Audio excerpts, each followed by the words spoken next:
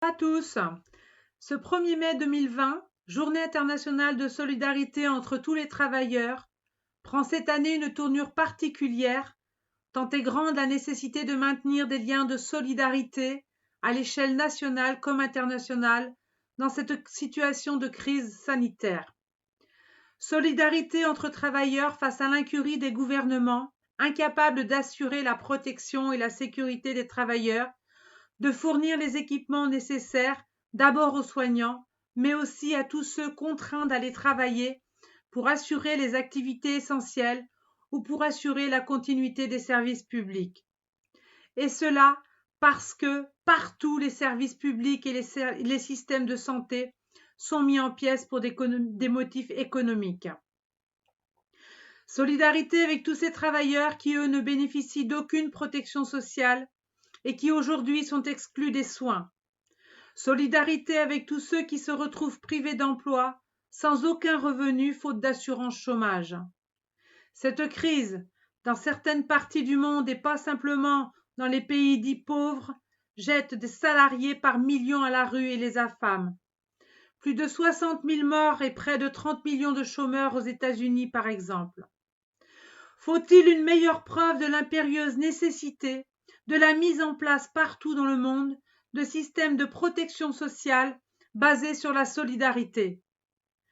Solidarité avec tous les syndicalistes qui, dans le monde entier, voient leurs droits bafoués. Le libéralisme économique ne tolère pas les voix dissonantes et particulièrement quand les tensions sont importantes. Rappelons que pour Force ouvrière, le 1er mai n'est pas la fête du travail. Le 1er mai, comme nous l'avons dit, est une journée de solidarité internationale et de revendication.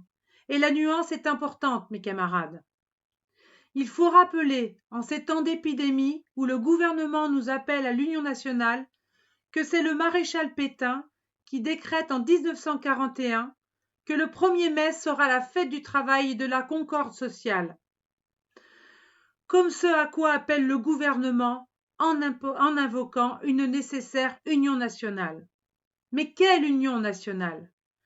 Comme en 2008, le gouvernement loue la protection sociale à la française.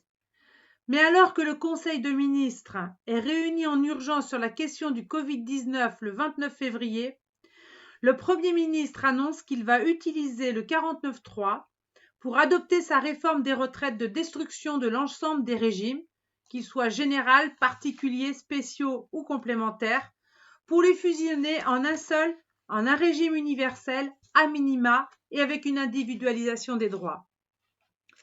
Il organise donc un coup de force pour imposer cette réforme combattue par des millions de salariés, du public comme du privé, pendant des mois, avec des mouvements de grève d'une ampleur sans précédent comme à la SNCF, à la RATP ou dans l'enseignement.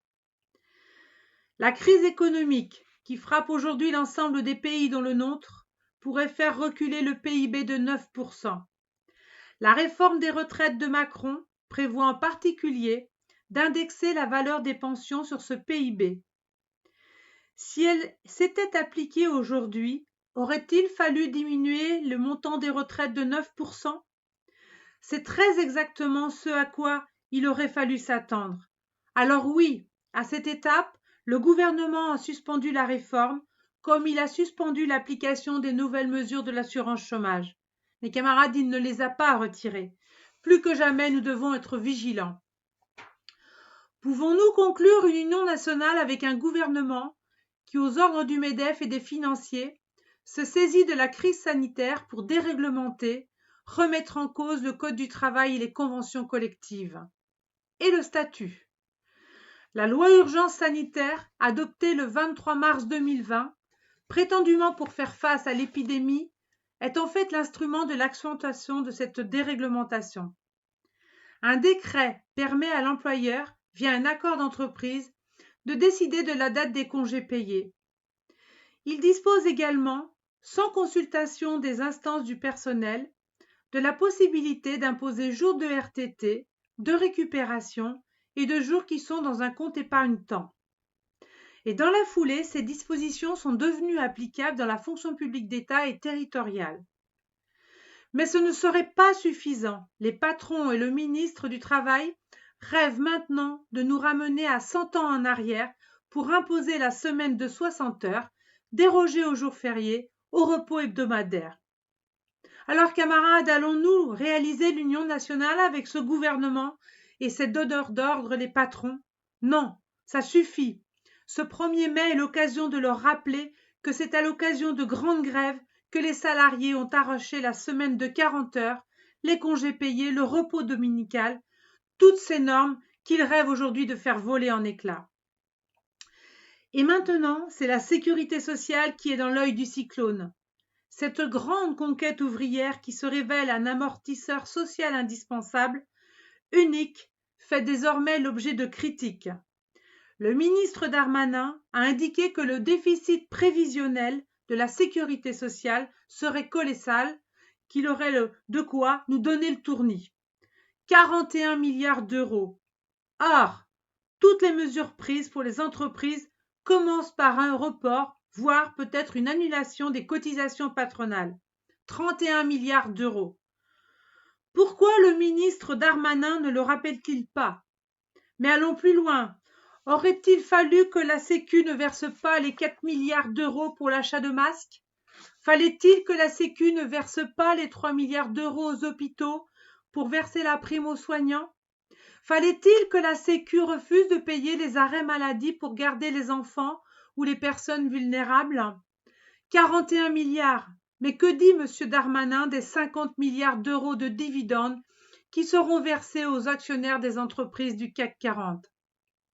Enfin, mes camarades, quelle unité nationale avec un gouvernement qui, cédant aux injonctions patronales, veut déconfiner alors que dans le pays, la pénurie de masques, de protection, pèse sur la sécurité et la santé des salariés.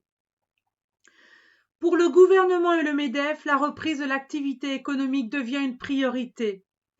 Et s'il faut pour cela exposer les salariés dans les transports, les enfants dans les écoles, pas d'hésitation. Ce déconfinement d'ailleurs prend des allures ubuesques. On déconfine d'abord les petits, puis les collégiens, puis enfin les lycéens. C'est-à-dire d'abord ceux auxquels il est le plus difficile de faire adopter les mesures sanitaires et à qui on ne peut demander le port du masque, mais qui sont ceux aussi, ceux qui à la maison ne se gardent pas tout seuls. Tout cela pour que leurs parents puissent aller au travail.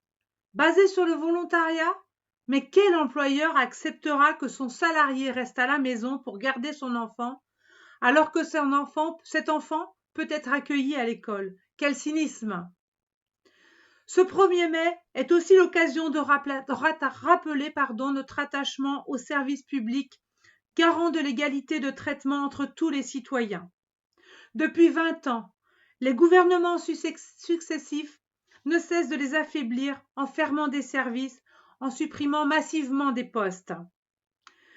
Tous les services publics font l'objet de démantèlements. Et pourtant, dès lors qu'une situation extrême touche notre pays, que ce soit les attentats et maintenant cette épidémie de Covid-19, c'est un concert de louanges à l'égard des fonctionnaires. Ils sont devenus les héros du quotidien. Mais les héros ne se contenteront pas d'applaudissements. Ils exigent la satisfaction de leurs revendications en termes de salaire et d'effectifs, qu'ils soient soignants, enseignants, fonctionnaires territoriaux, policiers, agents des impôts, etc. Et avec eux, camarades, nous revendiquerons la préservation et l'amélioration du service public. Face à un gouvernement qui reste sourd à nos revendications, qui a vu avec les Gilets jaunes surgir un mouvement de fond contre sa politique, un gouvernement à qui 64% de la population ne fait pas confiance pour gérer la crise sanitaire, nous devons refuser l'union nationale. Nous devons opposer nos revendications. Pas de reprise sans masque, sans test. Nous exigeons le droit à la santé et à la sécurité au travail. Non à la casse de la protection sociale, augmentation générale des salaires, des services publics au service de tous les citoyens. Stop à la déréglementation, maintien du code du travail, des conventions collectives et du statut. Vive la solidarité internationale, vive le syndicalisme libre et indépendant, vive le 1er mai. Merci mes camarades. Debout les damnés de la terre, debout les contrats de la faim, la raison de notre cratère, c'est l'éruption de la faim. Du passé, faisons table rase, tous les esclaves, debout, debout. Le monde va changer de base, nous ne sommes rien, soyons doux. C'est la lutte finale, pour nous et demain.